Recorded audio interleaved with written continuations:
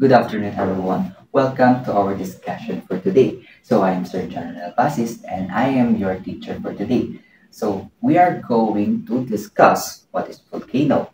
But before that, may I call someone to lead our prayer? Yes, Amen. Thank you so much. Now that we're done on our prayer, let's have our classroom rules first. So our classroom rules is named Creator. For the C, care for everyone, respect all, aim high, take responsibilities, encourage others, and reach for success. This set of classroom rules guide us to be arranged on our classroom and to be organized on our set of goals, correct? Now let's proceed on to reviewing our topic last meeting. We discussed about how mountain forms and how volcanoes forms and what happens during an eruption. What do you think this knowledge or process is important for us? Yes, very good. This process helps us to understand volcanoes. Very well said.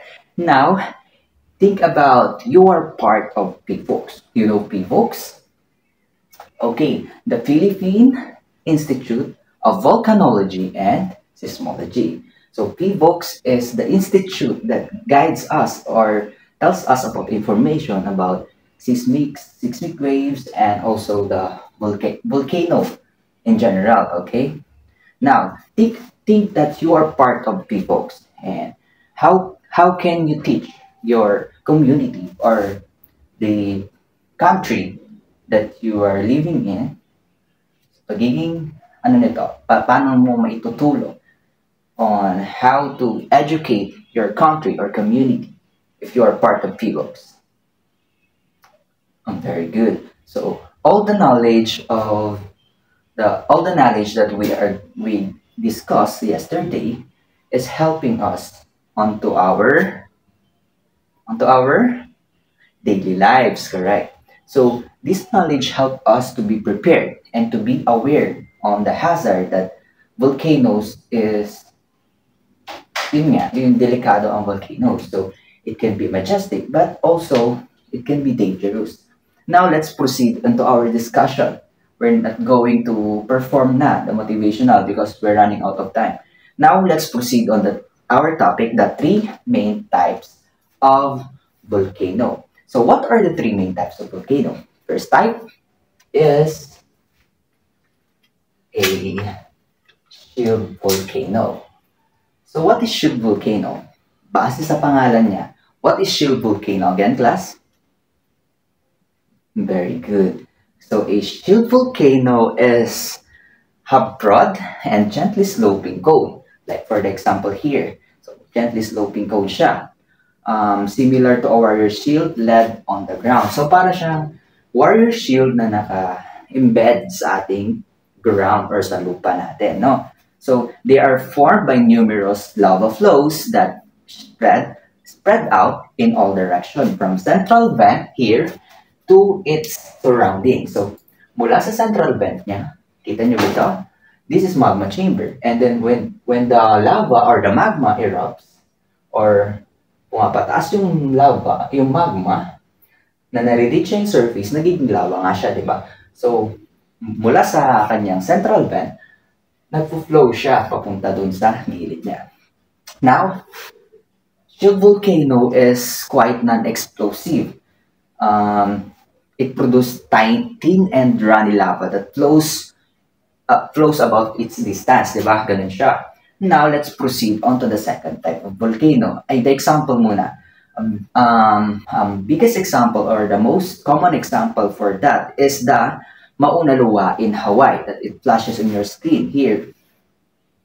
Mauna Loa is height approximately 4,170 meters. Ganun siya kalaki. That's why Mauna Loa is known as the biggest volcano or the broad volcano na shield volcano. Yun. Next na types ng volcano natin, we have the cinder cone volcano. So what is cinder cone volcano? Based on the name, cinder cone. Okay, very good. So cinder cone volcanoes are small. Unlike on-sheet volcano na broad and gently sloping siya, dito naman sa cinder cone volcano is small. Maliit lang siya. So it is small nga, steep-sided, and made mostly of volcanic ash and rock fragments. So na-form siya, hindi siya bilang dahil sa accumulated lava, but because of ash, volcanic ash and rock fragments na nagpo-form from the eruption that throws out cinders, ashes, and also rocks into the air. So these materials fall back around the vent, building a cinder cone shape. So unlike kay shield volcano na broad siya. Here naman is smaller and steeper. Mas maliit siya compared to shield volcano. And also cinder cone volcanoes is non-explosive unlike shield volcano. So yung pinagkaiba nilang dalawa in terms of shape, sa shape, magkaiba sila. The shape of shield volcano is broad, malaki, pahaba. Meanwhile, a cinder cone volcano is cinder, maliit, steep-sided lang siya. So, hindi siya ganun kalaki. Maybe this is the smallest types of volcano that we will encounter, di ba? Ngayon, yun yung pinagkaiba nila. But in terms of eruption styles, magkaiba rin. Their eruption styles is namely, the shield volcano, ang eruption style niya ay malakas cinder cone. I'm sorry. The cinder cone is malakas, explosive. While the shield volcanoes is non-explosive or quiet lang siya. So pag nag-erupt siya, gentle lang siya. Gaganon-ganon lang yung lava. Ngayon, let's have the example for the cinder cone volcano is the screen here. Example is the Mount Iriga and the Periquitid in Mexico. So they are both cinder cone type na volcano. Let's proceed on to the third type of volcano. But before that, do you understand what is the difference between the cinder and the shield volcano? Very good class. So you understood that they are different in shape and also in their eruption styles. Now let's proceed on to the most common type of volcano, the composite or the stratovolcano. So this volcano is common. Madalas nyo siyang nakikita. So the best example for that is naka-flash na dito sa screen. Composite or stratovolcano. So what do you notice about its shape? Okay, very good. It's perfect, it's majestic, and also it's symmetrical. Cone shape din siya parehas nitong cinder cone, but this is much taller. No, much taller siya kasi nga, ang dahilan niyan ay stratovolcanoes are steep-sided volcanoes in a classic cone shape appearance. They are formed by alternating layers of lava. So, compared dito na nag-thrown out niya lang yung ash, this is alternating layer siya. Hindi siya nagto-throw ng ash. Nagto-throw din siya, but sometimes mas preferred ng volcano na to or type of volcano na to na accumulated lava lang siya or nag-spread lang siya dito sa may side niya, no? So, stratovolcanoes can have explosive and non-explosive. So, combination siya ng both. So, kanina sa shield volcano, ano yung sabi ko kanina? Very good. It's quiet. And what about on cinder? It's explosive. Now, pag-combine natin silang dalawa, makakabuo tayo ng composite volcano. Hindi naman sa pagko-combine natin siya, pero we combined it by their eruption styles. So, sa eruption style nila, so dalawang eruption style nito, combination ng stratovolcano. So, these are the most common type of volcano, no? And most dangerous because it is known as most active siya talaga. Okay? Now, let's proceed on to the example. For the example is most common na nakikita nyo to, which is the Mount Mayon and the Mount Fuji of Japan.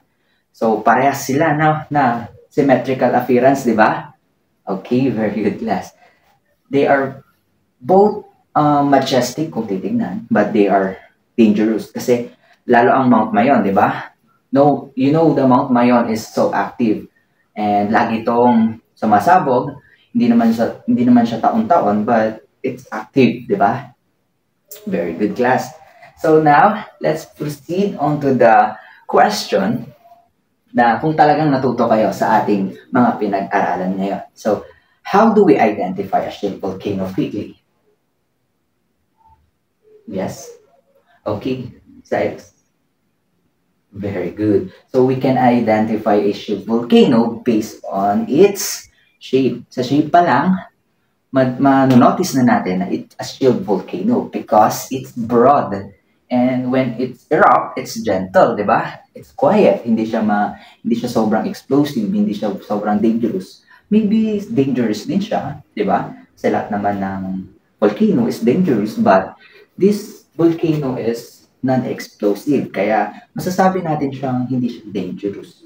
If you were, if nanonood kayo sa TikTok, sa YouTube, sa Facebook ng mga videos na kumukuha sila ng sample for the lava na lumalabas dun sa dun yun sa mga shield volcano because shield volcano nga is non-explosive. So, pwede mo siyang lapitan nang hindi ka ma-harm but kailangan mo ng mga proper equipment para pumunta ka. Iintindihan? Okay. Now, let's proceed on the second question. So, how we can classify a cinder cone based on its eruption style. Eruption styles na inaano natin kanina yon.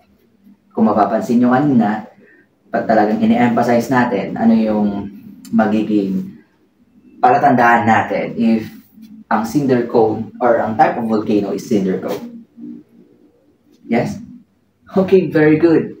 Yung eruption niya is malakas, explosive. So, very good answer. Thank you so much. So, cinder cone volcano is explosive and ito yung nagto-thrown out siya sa ng mga bato or rocks, ash, and also the pyroclastic flows. So, yung mga yon is delikado. So, this kind of volcano, type of volcano, hindi natin siya pwedeng lapitan na may radius lamang siya na pwede natin lapitan. So, hindi siya ganoon kasi if pupunta kayo kapag sumasabog daw kasi nga it's dangerous kasi explosive siya, powerful siya kung mag-erupt, okay? Now, for the last question, we have, why do you think they have layers for strato? For stratovolcano, why do you think they have layers? Anyone? Okay, bye. So, very good. So, because of the alternating layers of lava, nag-accumulate siya ng layers nga, di ba? Unlike dito na nagto-thrown out siya ng ash, ng rocks.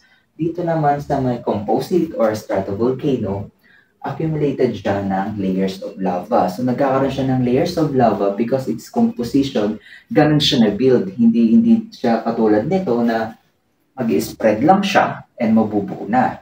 And hindi katulad nito na nagto-thrown out siya ng mga bato, di ba?